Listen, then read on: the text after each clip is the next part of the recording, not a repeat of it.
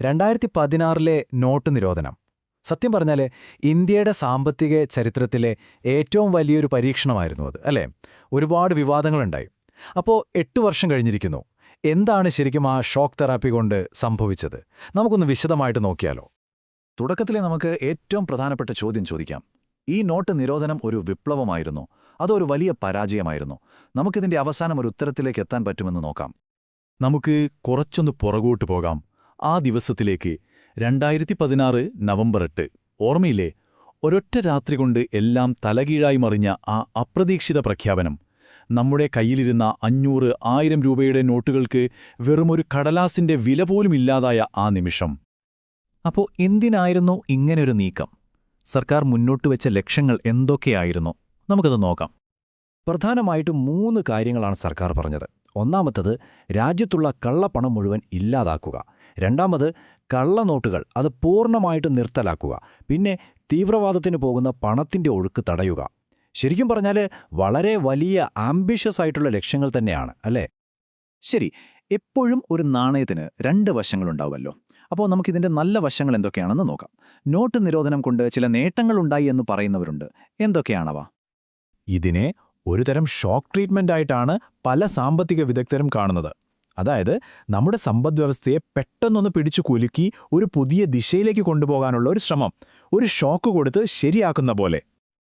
അപ്പോൾ എന്തൊക്കെയാണ് പോസിറ്റീവായിട്ട് പറയുന്നത്? പ്രധാനമായും 3 കാര്യങ്ങൾ. 1, ഡിജിറ്റൽ പേയ്മെന്റുകൾ, അതിലുണ്ടായ ഒരു വിപ്ലവം.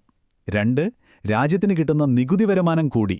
മൂന്നാമത്തേത്, നമ്മുടെ ബാങ്കിംഗ് സിസ്റ്റം കൂടുതൽ ശക്തമായി.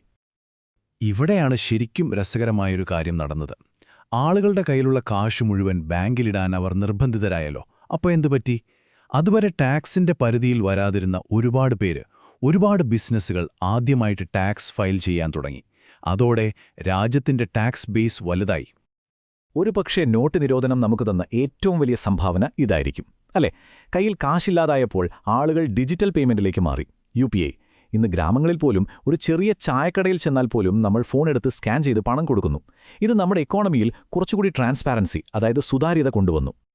ശരി, അപ്പോൾ ഇത്രയും നേട്ടങ്ങൾ. ഇനി നമുക്ക് കാര്യത്തിന്റെ മറ്റേ വശത്തേക്ക് വരാം. ഈ തീരുമാനമുണ്ടാക്കിയ നഷ്ടങ്ങൾ, സാധാരണക്കാർ അനുഭവിച്ച ബുദ്ധിമുട്ടുകൾ, അത് വളരെ വലുതായിരുന്നു. എന്തൊക്കെയായിരുന്നു അത്? നമ്മൾ മറക്കാൻ പാടില്ല, ഇതിൻ്റെല്ലാം പ്രധാന ലക്ഷ്യം എന്തായിരുന്നു? കള്ളപ്പണം ഇല്ലാതാക്കുക. അതായിരുന്നു ഒന്നാമത്തെ പ്രഖ്യാപിത ലക്ഷ്യം. പക്ഷേ റിസർവ് ബാങ്ക് പുറത്തുവിട്ട കണക്കുകൾ ശരിക്കും ഞെട്ടിക്കുന്നതായിരുന്നു. നിരോധിച്ച നോട്ടുകളുണ്ടല്ലോ, അതിന്റെ 99.3% ബാങ്കുകളിലേക്ക് തിരിച്ചെത്തി. അതിന്റെ അർത്ഥമെന്താ? കള്ളപ്പണമായി സൂക്ഷിച്ച പണം ഏതാണ്ട് മുഴുവനായും പല വഴികളിലൂടെ സിസ്റ്റത്തിലേക്ക് തിരിച്ചെത്തി. അതായത് ആ പ്രധാനപ്പെട്ട ലക്ഷ്യം അത് നടന്നില്ല എന്നു തന്നെ പറയാം. ഇനി ഇതിന്റെ ഏറ്റവും വേദനിപ്പിക്കുന്നൊരു വശമുണ്ട്.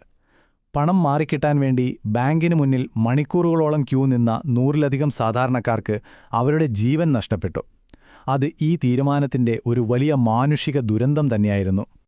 ഈ തീരുമാനം ഏറ്റവും കൂടുതൽ ബാധിച്ചത് ആരെയാണെന്നറിയാമോ?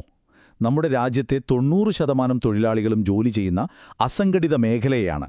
അതായത് കൃഷിക്കാർ, കെട്ടിടം പണിക്കാർ, ചെറിയ കടകൾ നടത്തുന്നവർ. കയ്യിൽ പണമില്ലാതായതോടെ ഈ മേഖല ശരിക്കും തകർന്നുപോയി. അതിന്റെ ആഘാതത്തിൽ നിന്ന് പലരും ഇന്നും പൂർണ്ണമായി മോചിതരായിട്ടില്ല.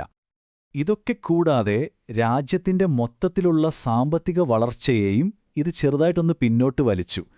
ഇന്ത്യയുടെ GDP ഗ്രോത്തിൽ കുറച്ചു കാലത്തേക്ക് ഒരു കുറവുണ്ടായി. അപ്പോൾ നമ്മൾ തുടങ്ങിയിടത്തേക്ക് തന്നെ തിരിച്ചുവരാം. ഇത്രയും നേട്ടങ്ങളും കോട്ടങ്ങളും കേട്ടുകഴിഞ്ഞപ്പം നിങ്ങൾക്കെന്തു തോന്നുന്നു? ഇതൊരു വിപ്ലവമായിരുന്നോ അതോ പരാജയമായിരുന്നോ? നമുക്കിതൊന്ന് ചുരുക്കി പറയാം. ഒരു സൈഡിൽ നോക്കുമ്പോൾ ഡിജിറ്റൽ പേയ്മെന്റ്സ് കൂടി, ടാക്സ് കൊടുക്കുന്നവരുടെ എണ്ണം കൂടി, ബാങ്കിംഗ് സിസ്റ്റം മെച്ചപ്പെട്ടു. പക്ഷേ മറ്റേ സൈഡിലോ? കള്ളപ്പണം പിടിക്കാൻ പറ്റിയില്ല, സാധാരണക്കാർ ഒരുപാട് കഷ്ടപ്പെട്ടു, നമ്മുടെ അസംഘടിത മേഖല ആകെ തകർന്നു. അപ്പോൾ അന്തിമമായി എന്തു പറയാൻ പറ്റും? സാമ്പത്തികമായി നോക്കുകയാണെങ്കിൽ ഇതൊരു മിക്സഡ് റിസൾട്ടായിരുന്നു. അതായത് പൂർണ്ണമായ വിജയവുമല്ല, പൂർണ്ണമായ പരാജയവുമല്ല. പക്ഷേ ഏറ്റവും പ്രധാനപ്പെട്ട കാര്യം ഇതാണ്: ഇതിന്റെ നടത്തിപ്പിലുണ്ടായ പ്രശ്നങ്ങൾ കാരണം പണക്കാരെക്കാൾ കൂടുതൽ ബുദ്ധിമുട്ടിയത് പാവപ്പെട്ടവരായിരുന്നു. ഇന്ത്യയുടെ ഈ അനുഭവം ലോകത്തിന് തന്നെ ഒരു വലിയ പാഠമാണ് നൽകുന്നത്. എന്താണത്?